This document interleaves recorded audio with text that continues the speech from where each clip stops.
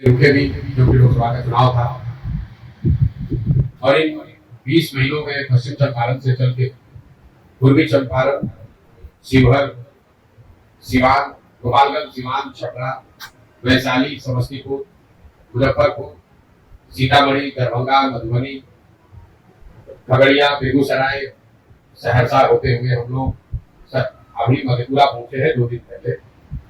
मधेपुरा में मैं अभी 15-20 दिन रहूंगा। प्रयास होगा कि हर प्रखंड में जहां तक हो सके, जितने गांव में, जितने पंचायत में जाने की जरूरत है वो वहां जाए।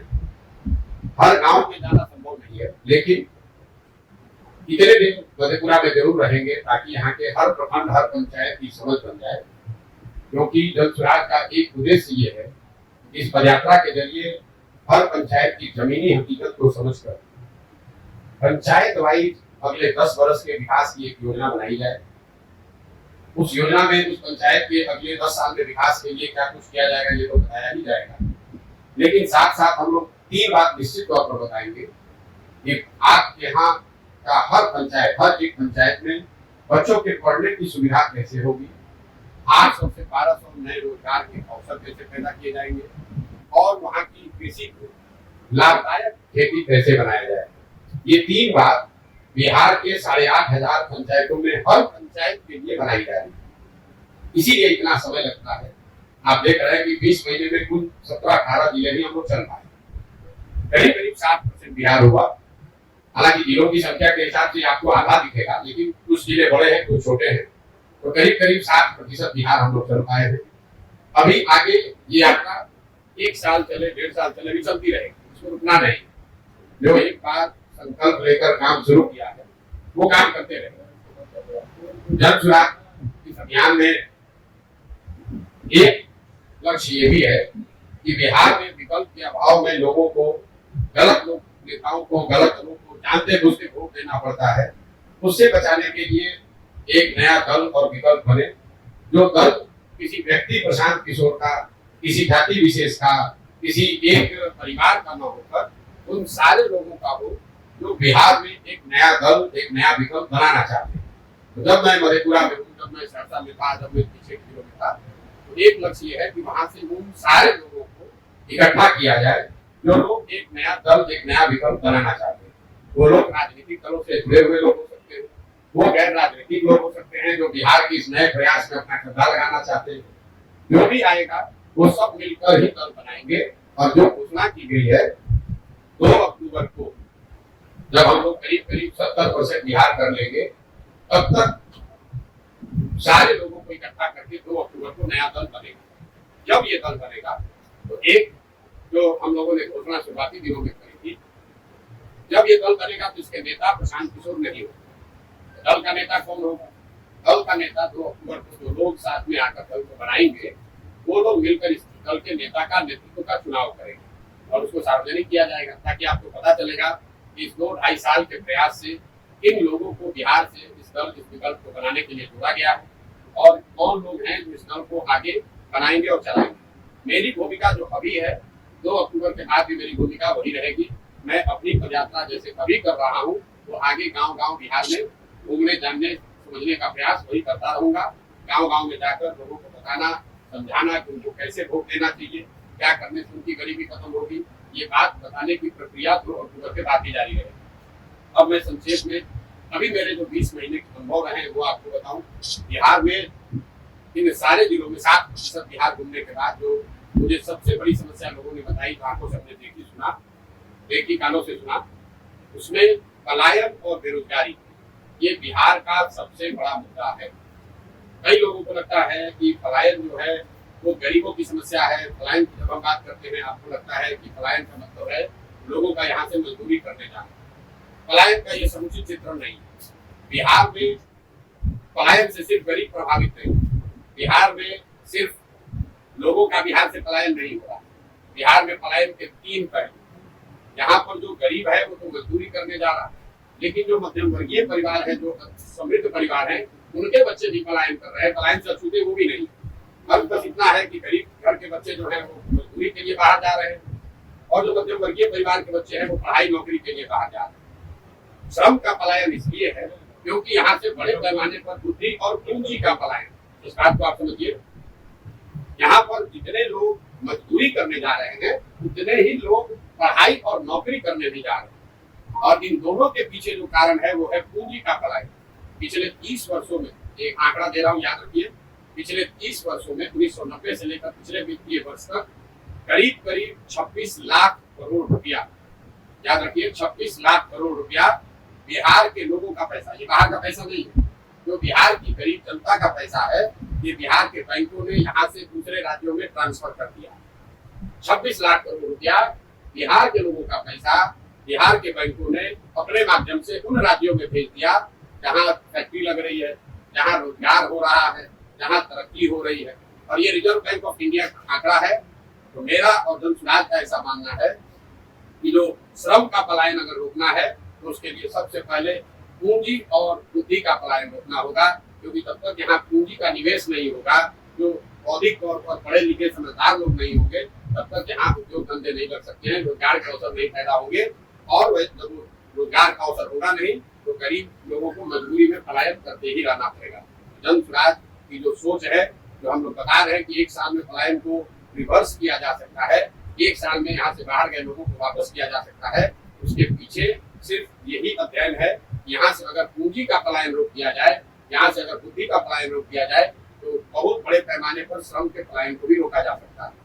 पलायन का एक जो सामाजिक पहलू है वो है इनका परिवार पर, आपकी हमारी जीवन शैली पर असर।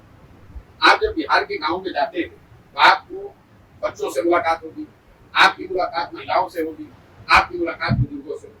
ज्यादातर गाँव में नवयुवक रह ही नहीं रहे हैं, या उनसे आपकी मुलाकात नहीं होगी। जो प्रखंड या पंचायत बाढ़ प्रभावित है वहाँ 60 से 70% युवा गांव से बाहर ही रहते हैं। जहाँ बाढ़ नहीं भी आता है वहाँ पर भी 40-50% युवा बाहर रह रहे हैं। करीब इस लंबे समय तक चले पलायन का असर ये हुआ है कि परिवार की संकल्पना ही खत्म हो गई है। शायद ही कोई आपको घर ऐसा मिलेगा जहाँ पर आपको पति पत्नी बाल बच्चे और माता पिता एक साथ रहते हुए मिले। लोगों ने एक तरीके से उनके मानस पटल पर ये चिन्हित हो गया है कि नौकरी करने का मतलब है कि लड़का बाहर जाएगा, और जब तक उसकी शक्ति है, ताकत है, जवानी है, तब तक वो बाहर नौकरी करेगा। जब वो बूढ़ा होगा तो वापस आएगा, और जो घर में नया लड़का होगा वो वापस बाहर जाएगा। इससे परिवारों की संकल्पना खत्म हो गई है। होली दशहरा लोग साथ में मनाने की जो भावना कभी रही होगी, जो परिपाटी थी, तो धीरे धीरे खत्म हो गया। छठ और परिवारों में होने वाले शादियों को छोड़ दे तो परिवार शायद ही कभी इकट्ठा होता है।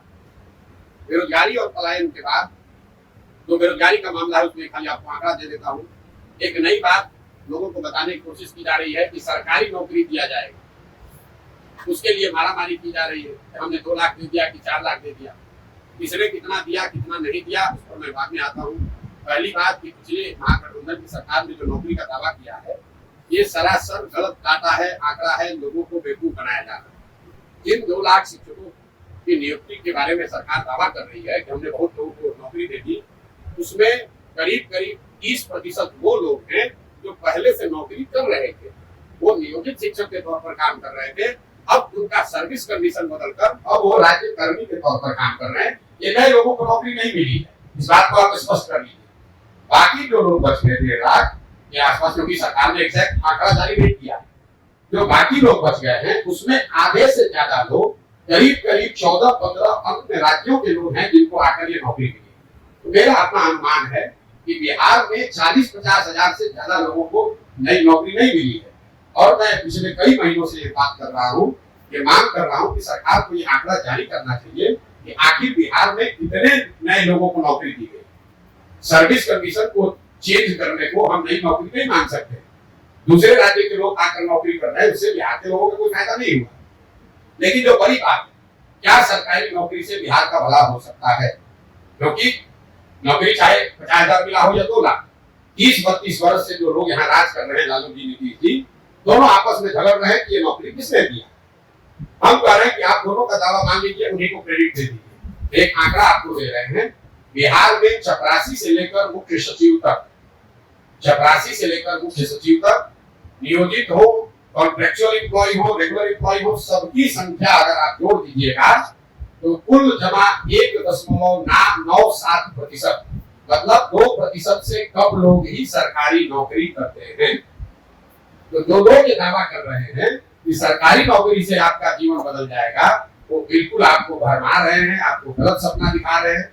पिछले 75 साल में 1.97% लोगों को सरकारी नौकरी मिली है।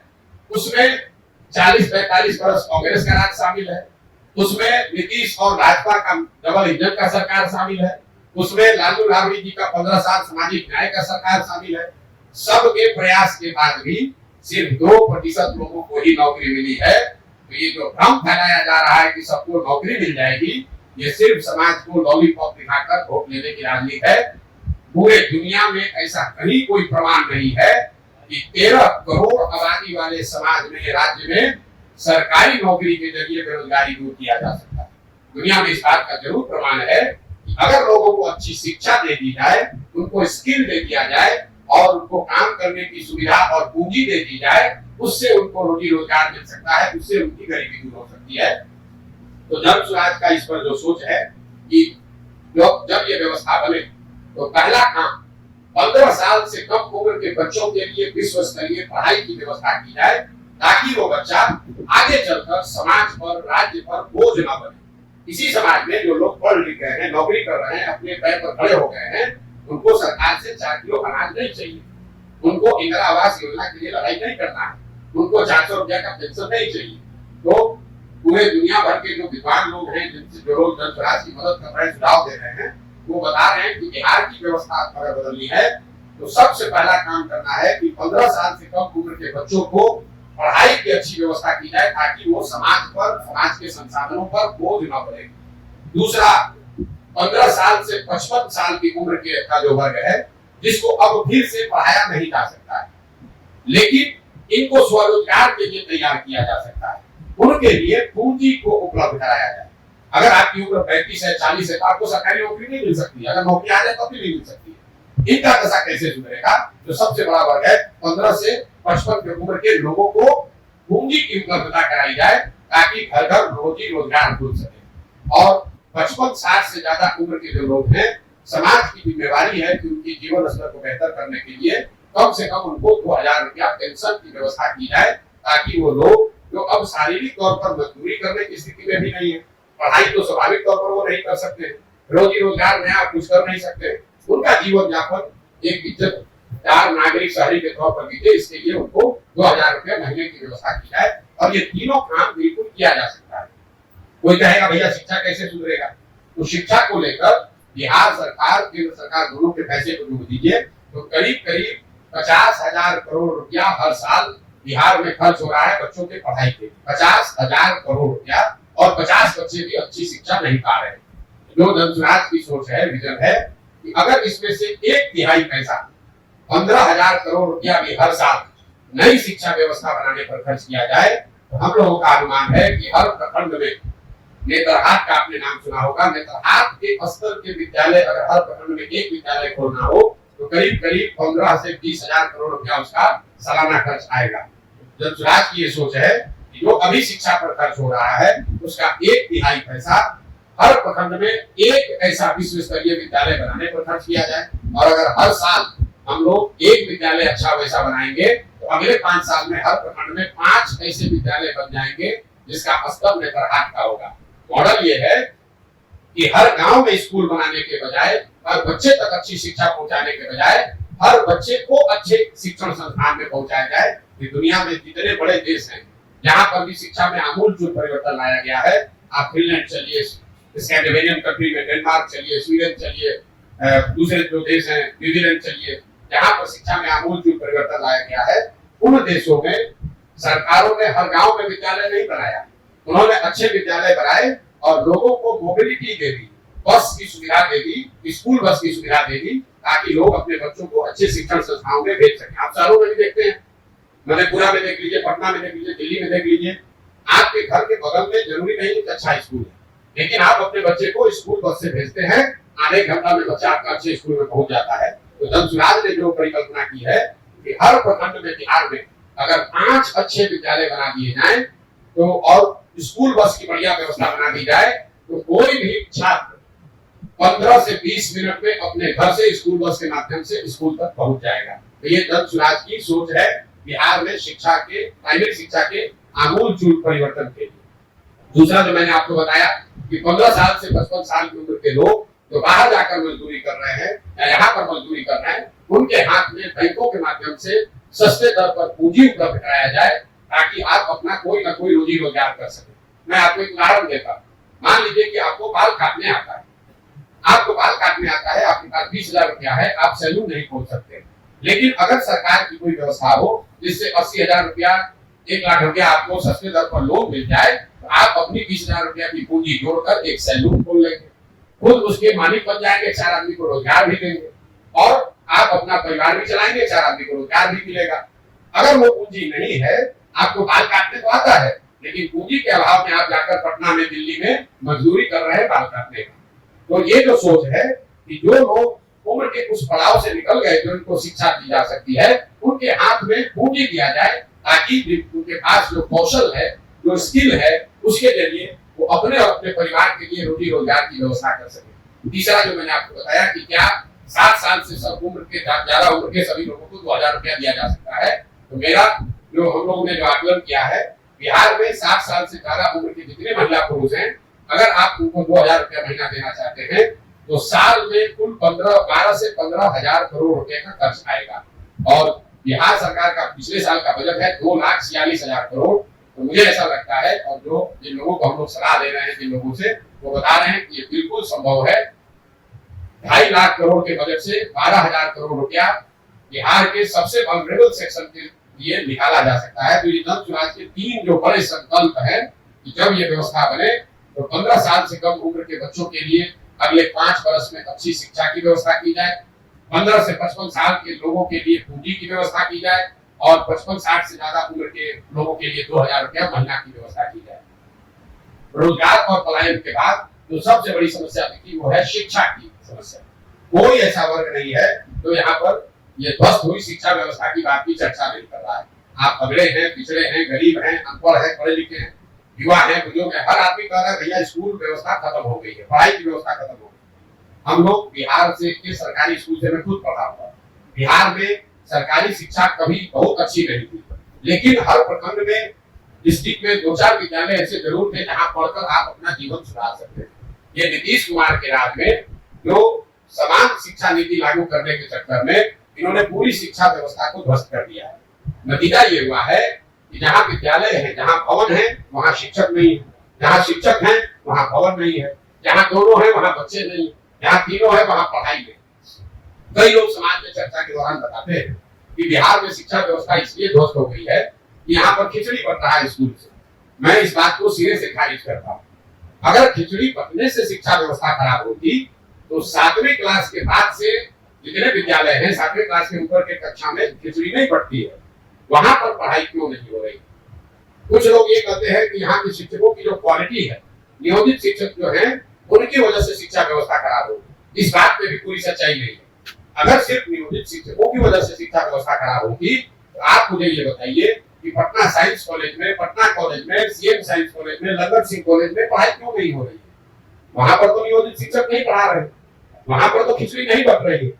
अगर आप शिक्षा की बदहाली को समझना चाहते हैं तो अगर इसको आपको ध्यान से देखना पड़ेगा। इसकी बदहाली का कारण यह है कि समाज और सरकार, मैं अंडरलाइन कर रहा हूं, समाज और सरकार कहीं न कहीं दोनों की प्राथमिकताओं में शिक्षा है ही नहीं। सरकार ने शिक्षा व्यवस्था को इस तरह से खत्म कर दिया है कि सारे बच्चे अनपढ़ रहे, मजदूर रहे, ताकि 4 किलो अनाज पर, सरकारी नौकरियों के रेवड़ी के नाम पर, कुछ सरकारी बेनिफिट के नाम पर उनको वोट मिलता रहे।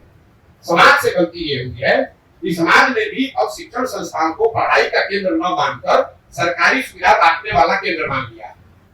आप गांव में रहते हैं, आपके विद्यालय से अगर खिचड़ी ना मिले बच्चे को तो आप जाकर हल्ला मचाते हैं कि खिचड़ी नहीं मिलता। अगर आपको पोशाक का, साइकिल का पैसा नहीं आया तो लोग बताते हैं कि भैया पोशाक का पैसा नहीं आया है, साइकिल का पैसा गुरुजी नहीं दे रहे हैं।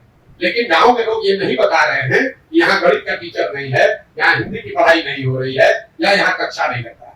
तो कहीं न कहीं समाज और सरकार दोनों की प्राथमिकताओं में शिक्षा खत्म हो गई है। वही कारण है कि शिक्षा का इतने बड़े स्तर पर यहाँ पतन हुआ है। खिचड़ी बंटना और शिक्षकों की क्वालिटी एक छोटा पहलू है। तीसरी जो सबसे बड़ी समस्या है वो किसानों की समस्या है। बिहार में जो किसान है उसकी बड़ी बदहाली है। कई लोगों को लगता है कि किसान तो भैया ऐसे ही रहेगा, तो मैं हमेशा बताता हूँ यही खेती किसानी करके हरियाणा पंजाब में लोगों ने, किसानों ने कितना पैसा कमाया है। ये आप सुनते हैं, हम लोग देखते हैं कि बिहार के गांव गांव से लोग जाते हैं पंजाब में मजदूरी करने। तो ऐसा क्या अलग है पंजाब की खेती में और बिहार की खेती में कि यहाँ वहां के लोग खेती से पैसा कमा रहे हैं और हम लोग यहाँ खेती करने वाले लोग के खाने के लाले पड़े हैं। उसके मूल में 3 बातें। पहला है जल का कुप्रबंधन। यहाँ तो जल का संसाधन, जो पानी का की व्यवस्था है, वो इतना उसकी अव्यवस्था है। यहाँ पर हम लोग जब पानी की बात करते हैं तो लोग समझते हैं बाढ़ की बात। मैं आपको बता रहा हूँ, बाढ़ एकमात्र कारण नहीं है जल कुप्रबंधन के लिए। बाढ़ से बिहार में करीब करीब 40 से 50% कृषि योग्य जमीन प्रभावित होती है। बाकी बचे जो 50% जमीन है, उसमें करीब करीब आधी जमीन, मतलब पूरे बिहार के एग्रीकल्चर की करीब 1/3 जमीन जल जमाव से प्रभावित है। यह बात को समझिए। बाढ़ की चर्चा खूब होती है, जहां पानी लग जाता है उसका आप कभी चर्चा नहीं करते जो। और नदियों के कटाव का जो मामला, नदी पर परिणाम ये हुआ है कि उत्तर बिहार में जो नेपाल से लगते हुए जिला है, दोनों चंपारण है, शिवहर है, सीतामढ़ी है, मधुबनी है, सुपौल है, ये जो तराई वाले जिला है, यहाँ पर बाढ़ है और नदियों के रास्ते बदलने से जो कटाव का मामला है, उससे सैकड़ों एकड़ जमीन लोगों की बर्बाद हो गई है। अच्छे खासे किसान, ओवरनाइट नदी ने रास्ता बदला, आपके जमीन पर बालू पड़ गया, आप बिल्कुल मजदूर गरीब हो गए। लेकिन जब आप तराई के जिलों से नीचे जाएंगे, आप गोपालगंज जाइए, गोपालगंज के बाद सीवान जाइए, सीवान के बाद छपरा जाइए, समस्तीपुर, वैशाली, मुजफ्फरपुर, दरभंगा, खगड़िया, इन जिलों में आप देखेंगे हर पंचायत में हजारों एकड़ जमीन ऐसी है जहां जल जमाव है, पानी निकलता ही नहीं, वहां एक ही फसल होती है। इस पर कोई सरकार की चर्चा, न प्रेस में कोई बात होती है। लोकल स्तर पर लोग बात करते हैं कि भैया यहाँ 2000 एकड़ पानी लगा रहता है, लेकिन सरकार का कोई समुचित इस पर प्रयास नहीं है।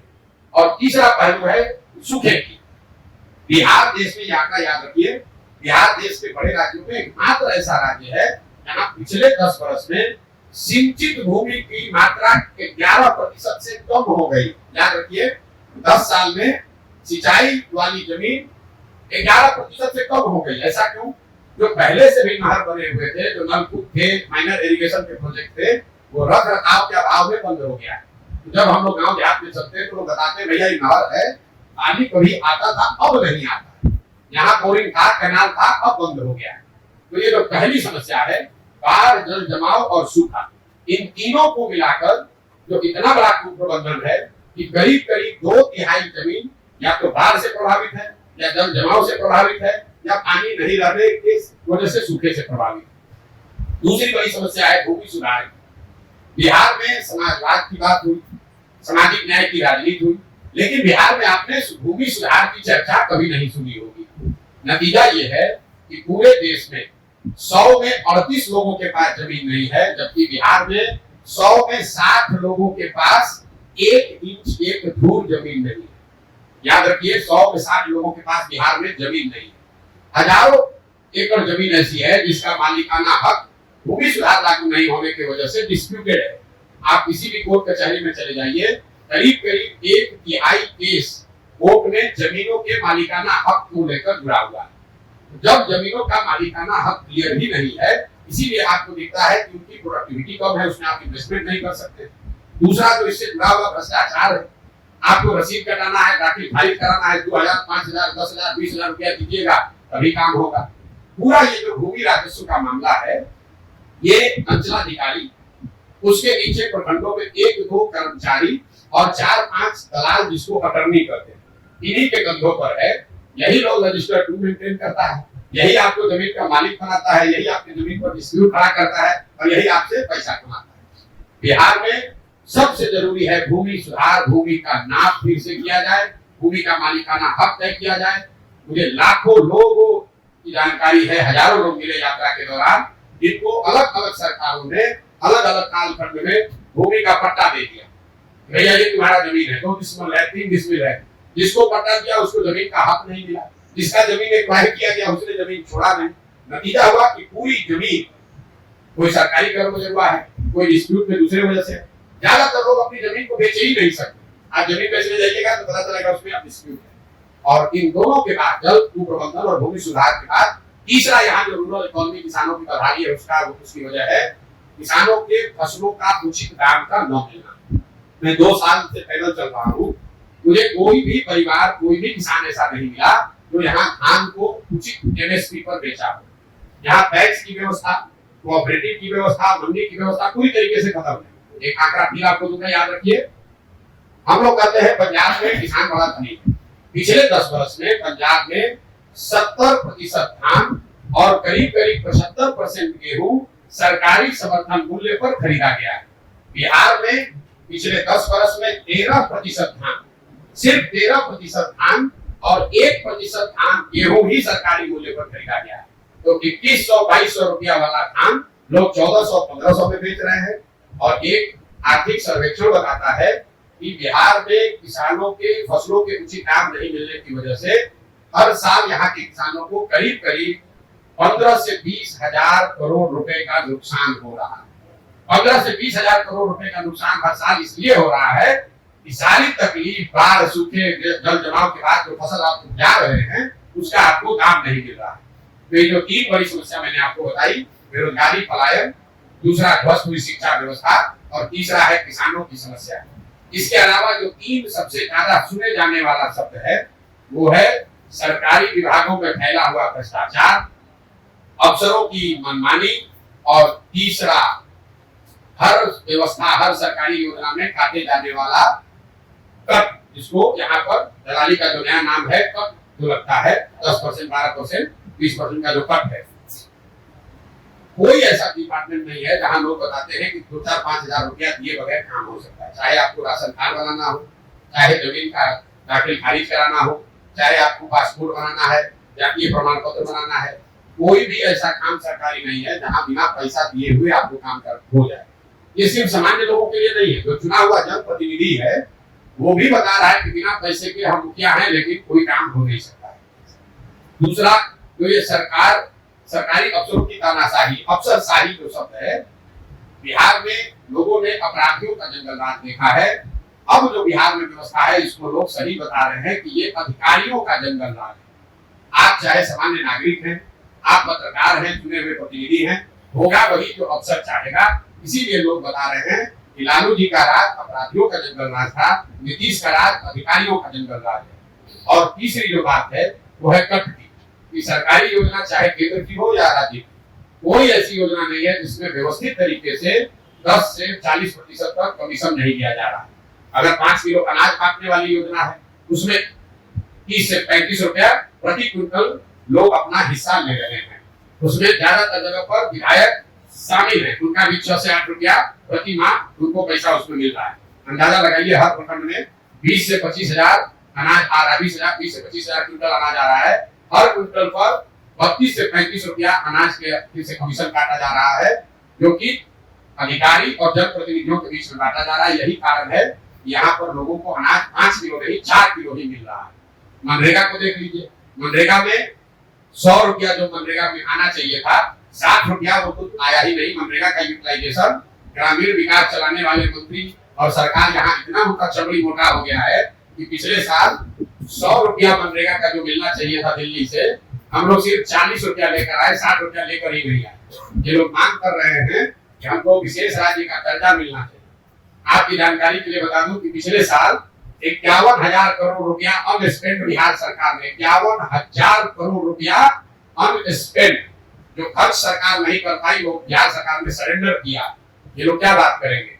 तो चाहे अनाज की योजना हो कि मनरेगा की योजना हो, प्रधानमंत्री गरीब कल्याण योजना, आवास योजना हो, शौचालय की योजना हो, कोई ऐसी योजना नहीं है जिसमें व्यवस्थित तरीके से कट नहीं काटा जा रहा है। इसके अलावा जो लोग यहाँ बता रहे हैं, जो मैंने आपको पहले भी बताया, जो मैं देख पा रहा हूँ, आधी से ज्यादा जनता, चाहे आप राजद के समर्थक हैं, बीजेपी के वोटर हैं, नीतीश के समर्थक हैं, ये मान रहे हैं कि बिहार में बदलाव चाहिए, नई व्यवस्था चाहिए और लोग उसके लिए तैयार हैं और किसी भी तरीके से वापस से लालू नीतीश का राज नहीं देखना चाहते हैं। इसका मतलब ये नहीं है कि लोग जनसुराज को चाहते हैं, ये कोई जरूरी नहीं है, लेकिन लोग बदलाव चाहते हैं, जो बिल्कुल स्पष्ट है।